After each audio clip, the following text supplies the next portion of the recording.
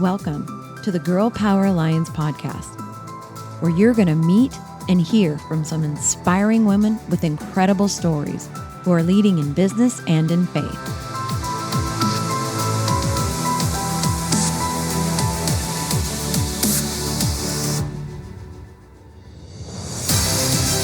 We are on a mission to impact the world by empowering women to dream bigger through kingdom-minded mentoring and leadership.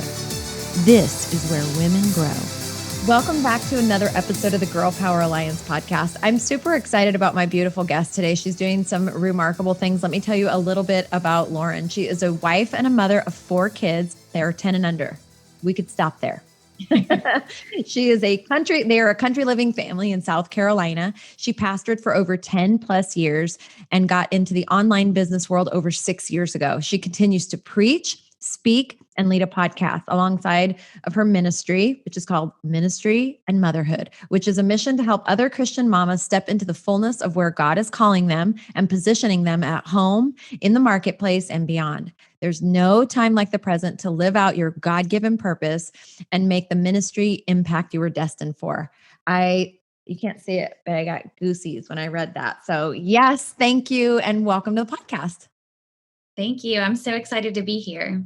I'm super excited to have you. I have been saying this now it's been since 2019, publicly at least, that I believe this is a really, really remarkable time for women in general, but Christian women moving in the space of the marketplace. Yeah, absolutely. It's kind of incredible to come from like the church world, the pastoring world, and enter into this ministry online space because, when I was in the church world, I didn't know all those things, right? I didn't know that all this existed. And it's been so amazing to see the ministry opportunities that are in the online space. And we hear so many Christians talk about how social media is bad, internet's bad, all these things. But there is such a remarkable opportunity, like day in and day out, to impact people in ways that you never could in the 4 walls of a church. So it's been really exciting to see God kind of move in that space. Well, before we move forward to all the things that you're doing now, let's kind of back up. So you were in ministry for 10 years. Will you you're young. So being in ministry for 10 years, did you start like when you were like 10? I look young. I'm not that young. I have 4 kids, but I was called when I was 16. The Lord called me into ministry. I remember sitting in my basement bed and hearing the voice of God just telling me that I'm going into ministry. But for me, my perspective at that time was so limited that meant pastoral ministry, right? And so I went to Bible college, met my husband there, who was also called into ministry. And we started right out of college while we were still engaged, actually started pastoring together and doing that. Wow. So like church planting, did you guys start your own churches? Yeah. So we worked on a church on staff. We did some associate pastoring. We did a lot of student ministry, worked with middle school, high school, young adults. And then we did actually a church plant in the rural country of Wisconsin. Oh, that's really cool. And then, so you do that, you get married, you have children, you're working literally in the traditional kind of ministry, working in a church. Where did the shift begin to happen? Did you always feel kind of a call into the marketplace as an entrepreneur, or was it kind of something that gradually happened? Yeah, no, I didn't at all. I thought ministry for life. I was going to be a pastor for life. God always has different plans than what we picture in our head, right? And they're always so much better than what we can imagine up for ourselves. But no, I got into the online space really just making extra money for my family and extra income. You could probably ask anybody who's been in the ministry. You don't go into the ministry for finances, to be prosperous financially. So, I was just trying to add some extra income to our home and be able to do that. Because we worked, as a church plant. Also, the parent church that we were partnering with was struggling financially. So my husband actually ended up going to bivocational ministry. So he was working another job while he was pastoring as well. And then I was pastoring alongside him. And so, that kind of got us a little bit like 1 foot out the door of pastoral ministry. And then God just out of nowhere kind of called us to move across the country and to leave vocational ministry and kind of step out of that. And that was really a hard thing, really a hard thing to go through in that process. But it was so beautiful because God brought me kind of full circle into, the online space. I was just serving clients and doing more, customer service type things online and having my business that was really just making ends meet. But God started to reveal to me how necessary it was to begin to use my gifts and my calling in that space and really kind of revolved it and moved it all along to where it is now. Which is what do you do coaching? What is it specifically that you're doing with, I know you have a podcast and your podcast supports what you're doing in your business, correct? Yeah. Yeah. So I do coaching and mentorship. I really am much more of a mentorship heart. I think that comes from the pastoral background, but I do that one-on-one. I have some group programs as well, and really just kind of minister to my group as well. I have a free community on Facebook that I love. That's all my heart to be able to minister to these moms to really just start taking action. And so that's kind of what I do is speak alongside that as well. Wow. It's really exciting for me to hear this because this is my heart is empowering women that maybe have heard the call and aren't sure what to do or aren't sure like, is this you really calling me, God? And I feel like what we have been told specifically as women, if you grew up in the church or you just became, I think it's shifting, but if you've been around the church for any period of time, kind of being a woman and wanting to be in ministry and also having the desire and or need to create an income, there was this kind of mucky water that you felt like you were stepping into. And I just know from my own experience, for most of my time in the church, really feeling called to serve. Like I just felt called, whatever you want me to do, God, I'll serve. And so, I would step up to lead a table or start a group and do all these things. And it just never was a fit. Like Yeah. it would be okay, and I was happy to serve and I would serve kind of uncomfortably thinking, well, I mean, you're in service. It's not supposed to be this great, wonderful, fulfilling thing because you're serving. But it was like trying to fit a square peg into a round hole for me, specifically in that space. However, outside of that space, in the business world, in the entrepreneurial world, I just felt like the glove fit perfect. I was like, this is me. This is me. How can I be both? I guess I'm not meant for ministry. This is what I told myself. And I feel like, you having actually pastoring, you pastored and then moving into the business space. Can you relate? Like, did you ever feel like that? Yeah, absolutely. And I think adding the mom in there too is like a whole nother thing. I Yeah. just recently had a client tell me, I felt like there was no guilt-free zone. I Yeah. felt guilty when I was home because I wasn't fulfilling the things God was putting on my heart. I felt guilty when I was at church because I wasn't home. I felt guilty when I was working on my business because I wasn't spending time with my kids. Yes. And it really is when you are a multi-passionate woman and God has given you gifts and the desire to accomplish things and the desire to use those gifts and to make an impact, it's really hard to feel like there's something available for you. And a lot of times we try to fit into a mold that other people have given us, Yes. whether that's in the church or people we look up to or authors or whatever it is that we see, or even things in the Bible.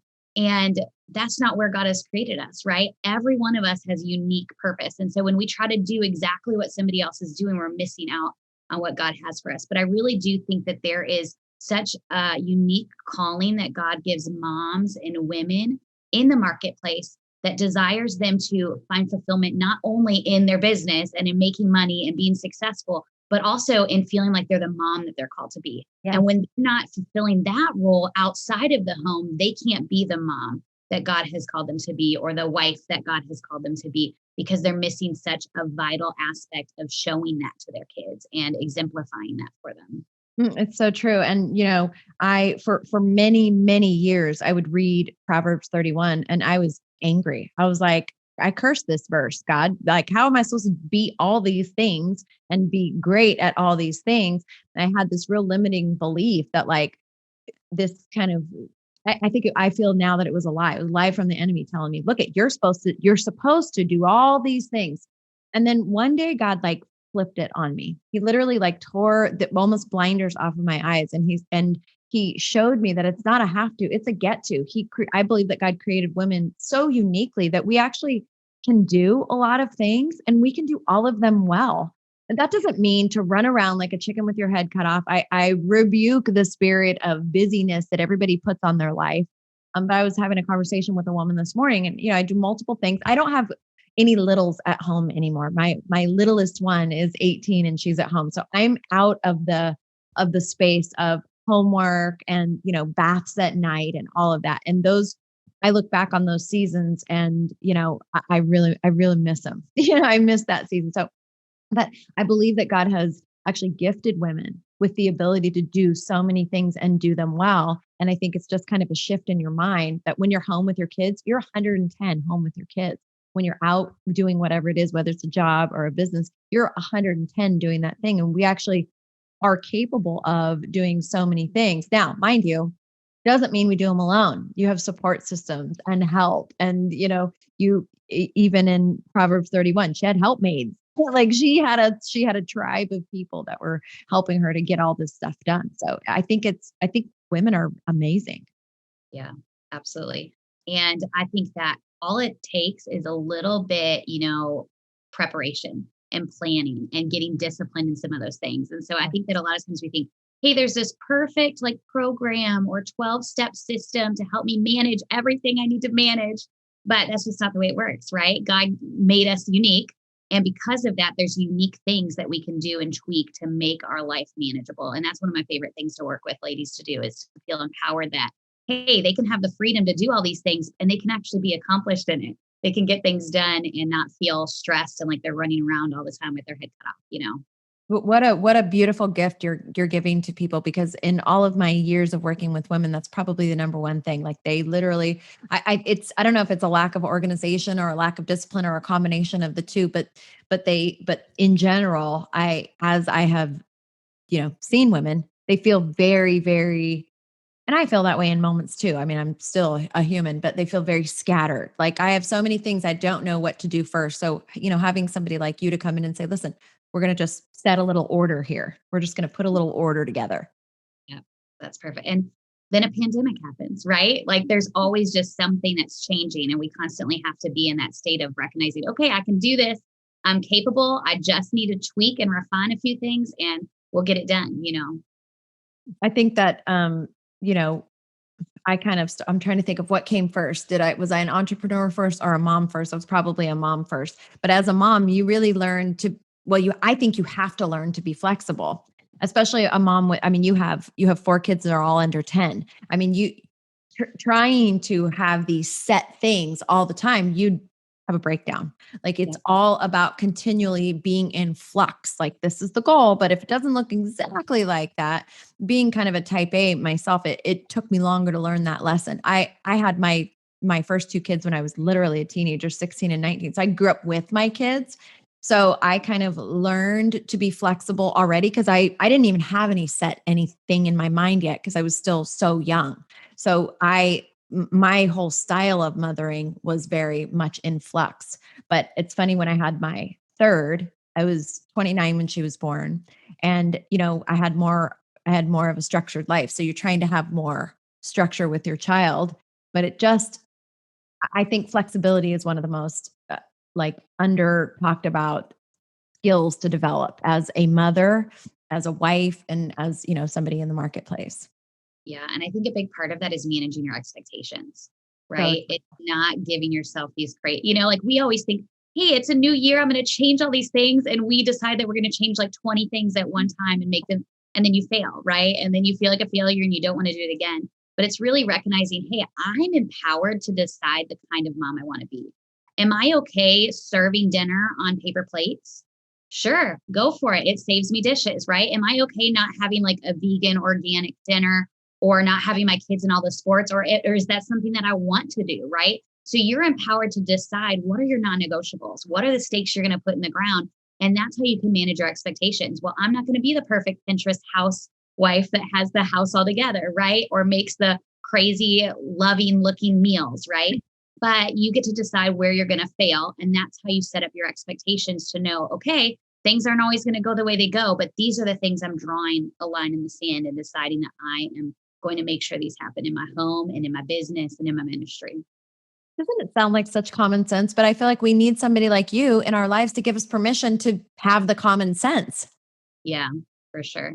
And sometimes it just takes another person on the outside seeing in, to be able to kind of recognize that for you. Oh, absolutely. It's such a blessing. I mean, back when I was a young mom with my young kids, there was no social media, there was no groups, there was no, unless I literally joined like an actual church group, which there was not one for my season of life at that time. I mean, or maybe there never ever will be. I was so young with kids as a single mom, and so you didn't have the opportunity to really get these women like you in your life to kind of guide you through so that you can manage your way through without breaking. It's such a gift to have people like you that are doing that now.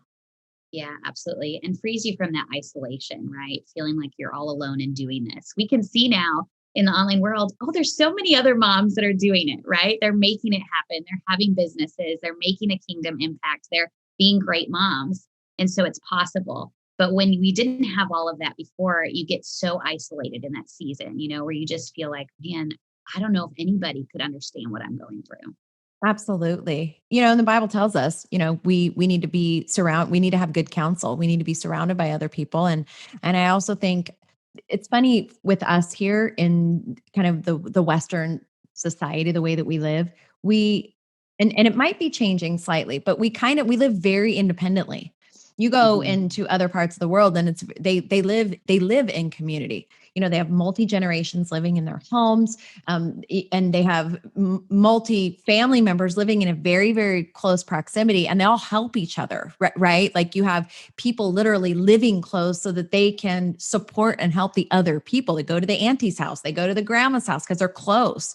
And I haven't lived in that world. My daughter lives in Florida. My mom lives an hour from me. Like it's not like, you can, I mean, help is available, but it's just a different world. So to have these communities that you create via social media or in your neighborhood or in your church, I believe they're life changing.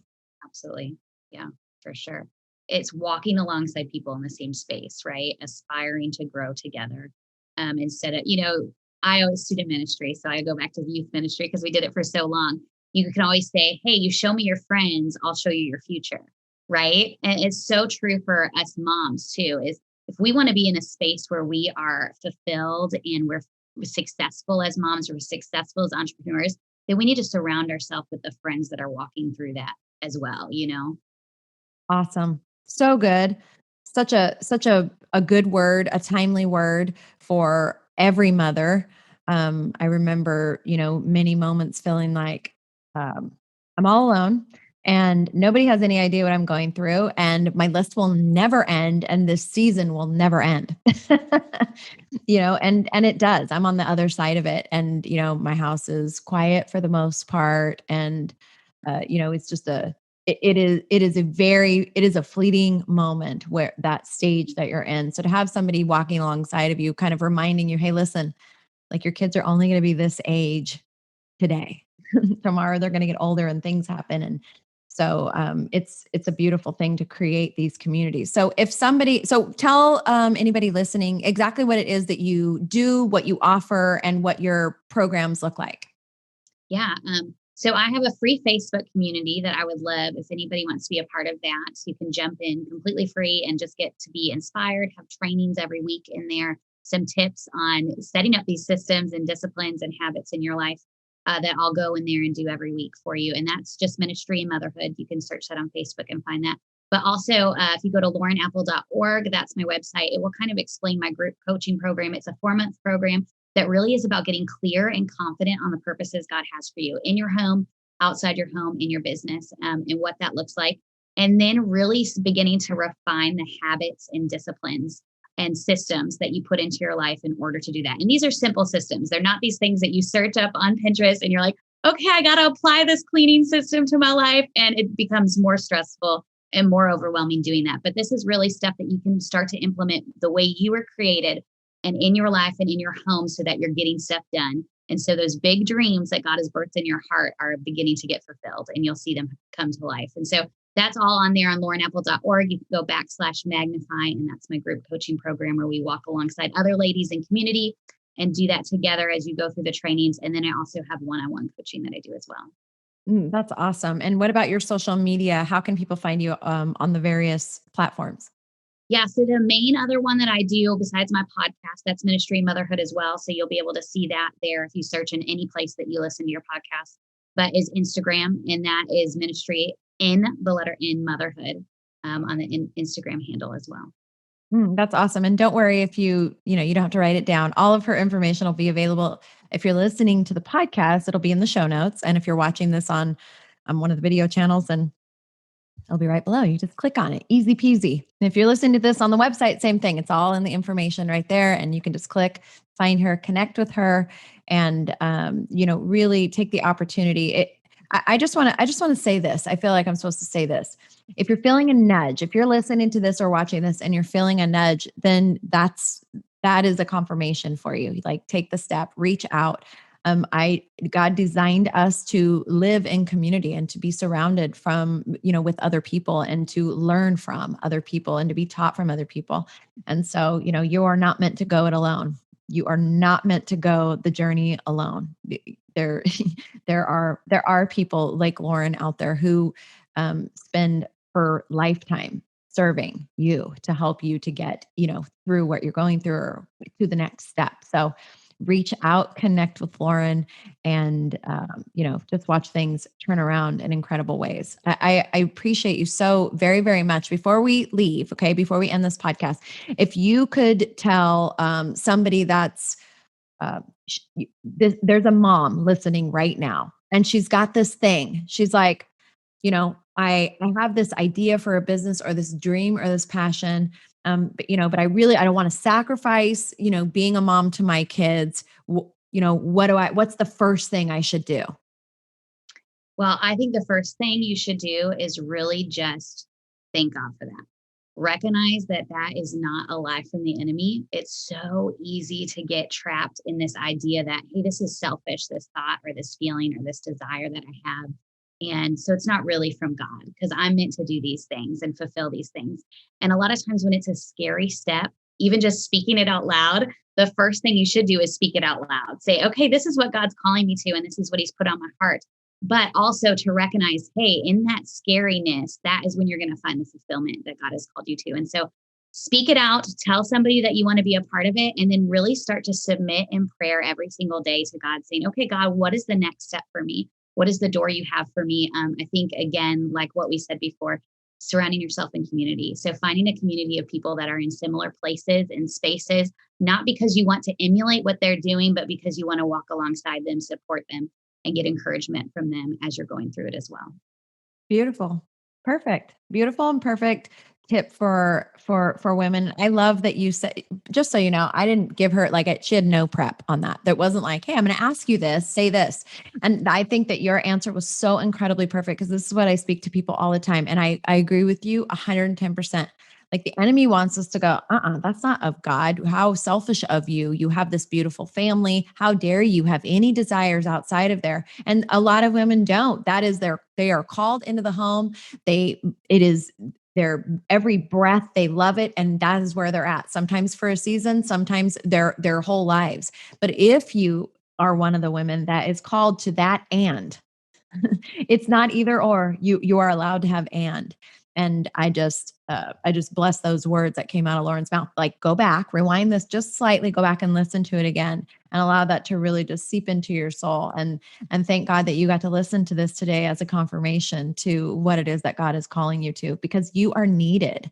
You're needed in the world. We all have these unique abilities, even if it might look kind of the same. Like, you're a coach, she's a coach, or you're in health and wellness, she's in health, but it's not the same, because there's only one you.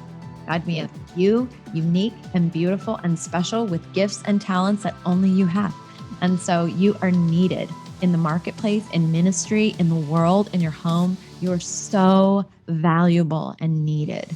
So Thank you so much, Lauren, for doing this today. I appreciate you. I'm so happy for what you're doing in the world, what you've done basically since you were 16 years old, listening to the call and really allowing God to kind of like mold you into all these different directions and do all these things.